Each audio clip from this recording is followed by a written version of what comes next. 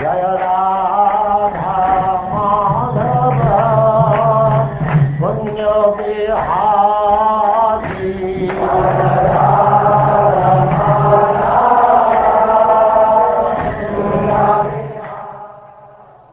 And now chapter 65. Lord Balaram visits Vrindavan.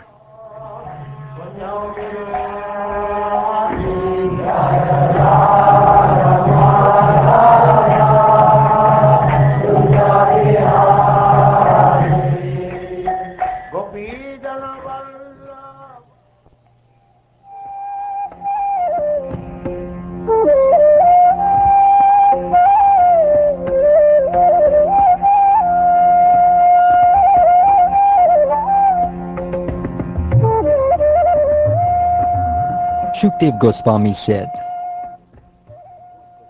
O best of the Kurus, once Lord Balaram, eager to visit his well-wishing friends, mounted his chariot and traveled to Nanda Gokul. Having long suffered the anxiety of separation, the cowherd men and their wives embraced Lord Balaram. The Lord then offered respects to his parents, and they joyfully greeted him with prayers. Nanda and Yashoda prayed, O descendant of Dashada, O Lord of the universe, may you and your younger brother Krishna ever protect us. Saying this, they raised Sri Balaram onto their laps, embraced him, and moistened him with tears from their eyes. Lord Balaram then paid proper respects to the elder cowherd men, and the younger ones all greeted him respectfully. He met them all with smiles, handshakes, and so on, dealing personally with each one according to age, degree of friendship, and family relationship. Then, after resting, the Lord accepted a comfortable seat, and they all gathered around him.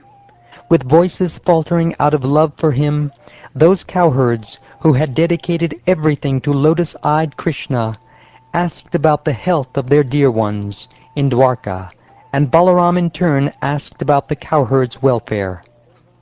The cowherd said, O Ram, are all our relatives doing well? And Ram, do all of you with your wives and children still remember us? It is our great fortune that sinful Kamsa has been killed and our dear relatives freed. And it is also our good fortune that our relatives have killed and defeated their enemies and found complete security in a great fortress. Honored to have the personal audience of Lord Balaram, the young gopis smiled and asked him, Is Krishna, the darling of the city women, living happily? Does he remember his family members, especially his father and mother? Do you think he will ever come back even once to see his mother?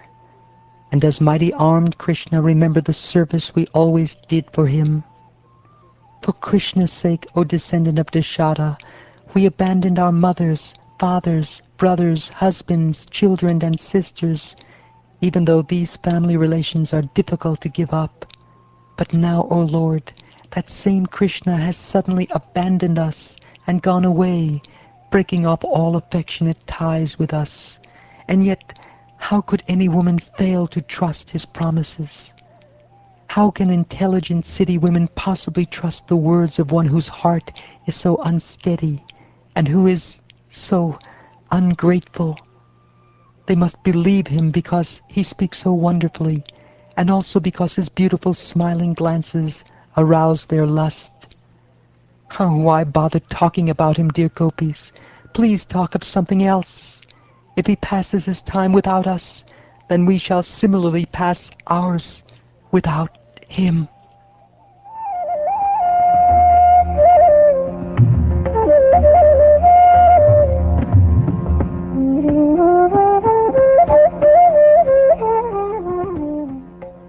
While speaking these words, the young cowherd women remembered Lord Shauri's laughter, his pleasing conversations with them, his attractive glances, his style of walking, and his loving embraces. Thus they began to cry.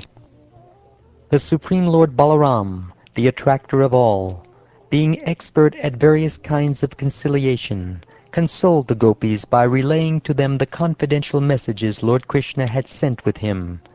These messages deeply touched the gopis' hearts.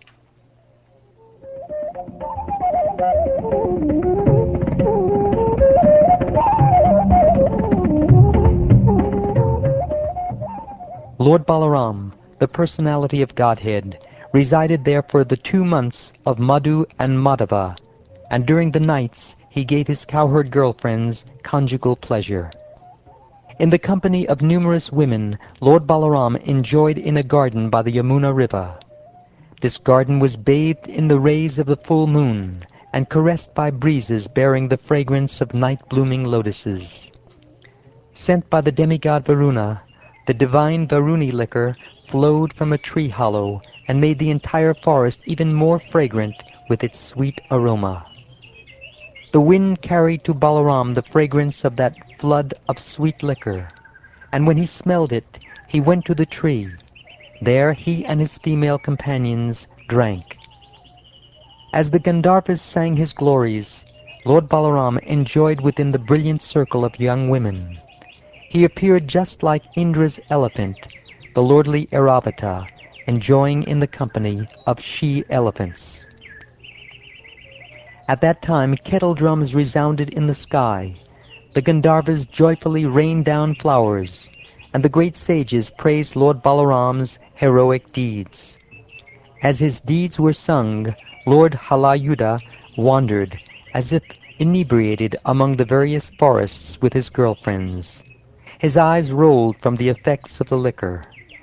Intoxicated with joy, Lord Balaram sported flower garlands, including the famous Vaijayanti.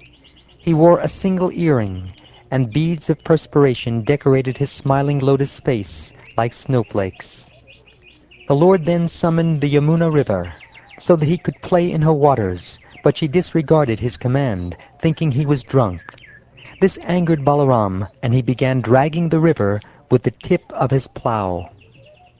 Lord Balaram said, "O sinful one, disrespecting me, you do not come when I call you, but rather move only by your own whim. Therefore, with the tip of my plough, I shall bring you here in 100 streams." Thus scolded by the Lord, O king, the frightened river goddess Yamuna came and fell at the feet of Sri Balaram, the beloved descendant of Yadu. Trembling, she spoke to him the following words: "Ram, Ram, O mighty armed one, I know nothing of your prowess. With a single portion of yourself you hold up the earth, O Lord of the universe. My Lord, please release me, O soul of the universe. I didn't understand your position as the supreme Godhead, but now I have surrendered unto you, and you are always kind to your devotees."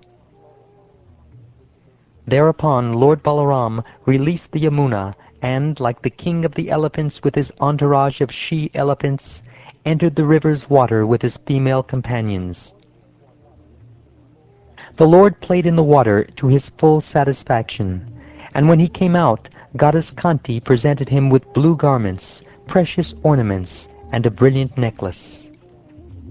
Lord Balaram dressed himself in the blue garments and put on the gold necklace. Anointed with fragrances and beautifully adorned, he appeared as resplendent as Indra's royal elephant. Even today, O king, one can see how the Yamuna flows through the many channels created when it was dragged by the unlimitedly powerful Lord Balaram. Thus she demonstrates his prowess. Thus for Lord Balaram, all the nights passed like a single night as he enjoyed in Vraja, his mind enchanted by the exquisite charm and beauty of Vraja's young ladies.